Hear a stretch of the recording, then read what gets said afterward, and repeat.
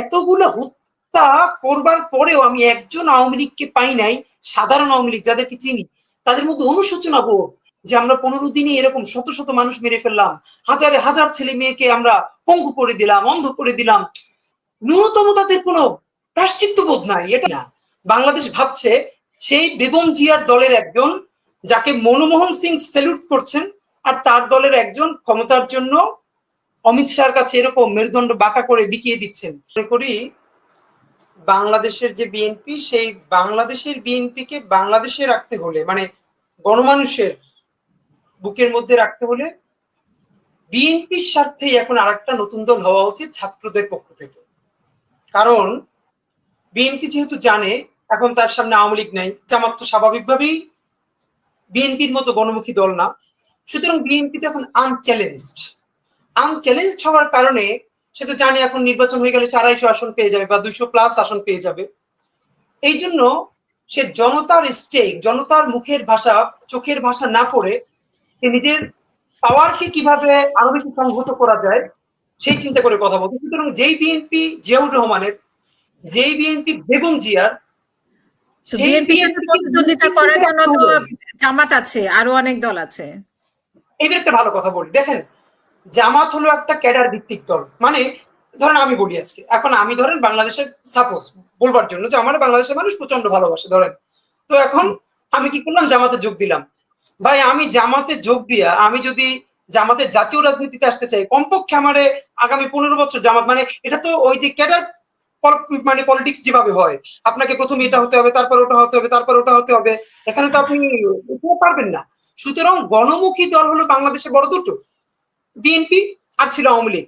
জামাতের মতো আরেকটা দল হলো কমিউনিস্ট পার্টি, মানে হলো তারা ক্যাডার বেস পলিটিক্স করে। সুতরাং আমি যেটুকুন বুঝি, জামাত নিজেও কোনোদিন চিন্তা করে না জামাত কোনোদিন সরকার গঠন করবে, কারণ সে তো ওই অর্থে যেইটা জামাতের জন্য একটা ক্রাইসিস, যে সে গণমুখী দল না, আবার ওইটাই তাকে টিকিয়েও রাখে, নইলে সে এতদিন আসলে টিকে থাকতো না। এটাও সত্য কথা, এটা আমি যেটুকুন বুঝি। এখন আমি যেটা মনে করি, দেখেন আমি একটু ফাঁকে বলে নিই, অনেকে আমাকে ভুল রিড করবে, সেটা হলো আমি কিন্তু একবারও বলছি না যে আন্দোলনে বিএনপির বা জামাতের অন্যান্য রাজনৈতিক দলের অবদান নাই, এটা তো খুবই বাজে কথা। মানে এই মাঠটা তৈরি তো করেছে বিএনপি, জামাত থেকে বাংলাদেশের রাজনৈতিক দলরা।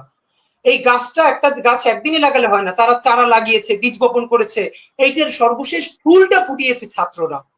আমরা জাস্ট যে কথাটা বলবার পক্ষে এই শহীদদেরকে টানাটানি, এটাকে পলিটিসাইজ করবার যে কালচার, এইটা না বাদ দিয়ে, এবং এই শহীদদেরকে আমরা ইউনিভার্সাল করে তুলি, যে এই শহীদরা সারা বাংলাদেশের, কারো দলের না, বিএনপিরও না, জামাতেরও না, ওই দলেরও না, এটা সারা বাংলাদেশের মানুষের। তাহলে এই জুলাই সারাদিন টিকে থাকবে।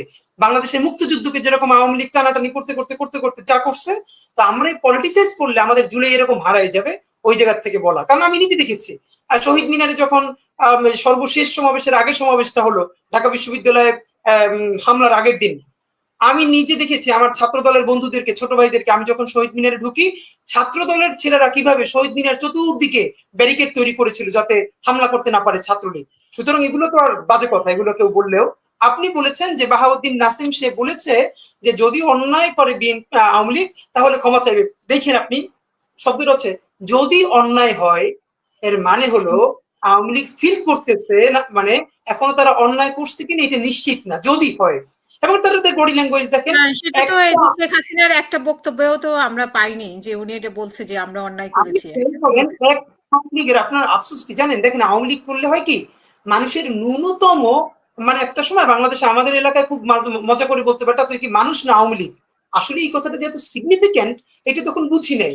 আওয়ামী লীগ করলে যেটা হবে, আবার ন্যূনতম মোরাল গ্রাউন্ড ভেঙে যাবে, আপনি মানুষ হয়ে বাঁচতে পারবেন না। কারণ এতগুলো হত্যা করবার পরেও আমি একজন আওয়ামী লীগকে পাই নাই, সাধারণ আওয়ামী লীগ যাদেরকে চিনি তাদের মধ্যে অনুশোচনা বোধ যে আমরা 15 দিনে এরকম শত শত মানুষ মেরে ফেললাম, হাজারে হাজার ছেলে মেয়েকে আমরা পঙ্গু করে দিলাম, অন্ধ করে দিলাম, ন্যূনতম তাদের কোনো প্রায়শ্চিত্ত বোধ নাই। এটা এটা সাইক, মানে এটা প্যাথোলজি, এটা আপনি অসুস্থতা, এটা আপনি চিন্তা করতে পারবেন না। সুতরাং এদের কথা তো বলে লাভ নাই। আমি আপনাকে ফাঁকে একটা গল্প মনে করে দিতে চাই, সেটা হলো দেখেন বেগম জিয়া 2014 সালে সম্ভবত নির্বাচনের আগে আগে, তখন উনি শেখ হাসিনাকে একদিন মনে করিয়ে দিলেন যে লেন্দুব দর্জির কথা ভুলে যাবেন না। আমার খুব মনে আছে, লাইভে আমি দেখছিলাম, অনার্স ফার্স্ট ইয়ারে পড়ি তখন সম্ভবত।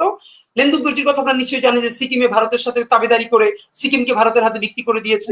সেই লেন্দুক দর্জি পরবর্তীতে, হ্যাঁ, পরবর্তীতে কিন্তু সে যখন সিকিমকে বিক্রি করে দিয়েছে তারপরে 1 পয়সার দামও সে পায় না। খালেদা জিয়া বলেছিলেন লেন্দুক দর্জির কথা ভুলে যাবেন না। দেখেন, এই খালেদা জিয়া হচ্ছে বাংলাদেশের সেই সার্বভৌমত্বের প্রতীক। আপনি ভাবেন 3 বছর আগে না 2 বছর আগে শেখ হাসিনা হঠাৎ করে ইন্ডিয়ার একটা মিটিং এ গেল। আপনাদের মনে থাকবার কথা, শেখ হাসিনাকে রিসিভ করতে আসলো প্রতিমন্ত্রী মর্যাদার একজন, অখ্যাত, কেউ জানে না, এবং প্রধানমন্ত্রী তো প্রশ্নই আসে না, ইভেন একজন ফুল মন্ত্রীও না। আর সেইখানে বেগম খালেদা জিয়া হচ্ছেন সেই সার্বভৌমত্বের প্রতীক। আপনাদের মনে আছে সর্বশেষ তার যে ভারত সফর, তিনি নামছেন, মনমোহন সিং তাকে কিভাবে লাল কার্পেটের পাশে এসে দাঁড়িয়ে তাকে শ্রদ্ধা জানাচ্ছেন এবং বাধ্য হচ্ছেন। খালেদা জিয়া না ব্যক্তি না, এই পোস্ট যখন যে থাকে সে হলো ওই প্রতীক, ওটা বাংলাদেশ। যখন বাংলাদেশের পতাকা যায় না, সে আর ব্যক্তি থাকে না। ওই খালেদা জিয়া ব্যক্তিটা হলো বাংলাদেশ হয়ে ওঠা। মানুষ দেখে যে ভারত, আমরা ভারত বাংলাদেশ কিভাবে মর্যাদাপূর্ণ সম্পর্ক আমরা তৈরি করেছিলাম বেগম জিয়ার সময়। তো এবং আপনাকে মনে করিয়ে দিতে যে আমি সেদিনকে আমার কয়েক ছোট ভাইকে, যারা জেনজি, তারা খালেদা জিয়া সম্বন্ধে জানে না, তো তারা বলছিল, তো আমি বললাম 1997 সালে বিবিসি বাংলাকে খালেদা জিয়া একটা সাক্ষাৎকার দিচ্ছিলেন। একই সময় শেখ হাসিনার একটা সাক্ষাৎকার নিয়েছিল বিবিসি, খালেদা জিয়ারও নিয়েছিলেন। খালেদা জিয়াকে বিবিসি প্রশ্ন করছে, এই যে ভারত বিরোধিতা, এইটাই কি আপনাদের একমাত্র পলিটিক্যাল অর্জন? আপনি অবাক হন। দেখেন খালেদা, আমি তার প্রতি ব্যক্তি মুগ্ধ এই কারণে, খালেদা জিয়া বলছেন কে বললো আমরা ভারতের বিরোধিতা করি? ভারত বিরোধিতা আমাদের কোনো এজেন্ডা না, আমাদের অবস্থান হলো বাংলাদেশের পক্ষে। সুতরাং বাংলাদেশের পক্ষে বলতে গিয়ে যদি সেটা ভারতের বিপক্ষে যায় বা অন্য কোনো দেশের বিপক্ষে যায়, সেটা তো আমাদের ইস্যু না। আমরা ভারত বিরোধিতা করবো কেন? আমরা বাংলাদেশের পক্ষে। আপনি ভাবেন তার বাংলাদেশের রাষ্ট্র পররাষ্ট্রনীতিতে তার অবস্থানটা। সেই বিএনপির কেউ যদি অমিত শাহর কাছে তার কোমরটা, তার মেরুদণ্ডটা এরকম নুইয়ে দেয়, ওইটা কিন্তু ব্যক্তি না।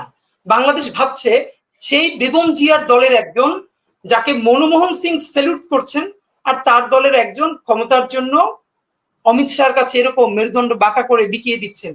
এটা তো আমাদের জন্য লজ্জা। এই কারণ বিএনপি তো, বাংলাদেশ হলো, আমি সবসময় বলি, বিএনপি হলো সংসারের বড় ছেলে। সংসারের বড় ছেলে সব থেকে বেশি সবার জন্য কষ্ট করবে, এরপরে সবার বেশি বকা শুনবে।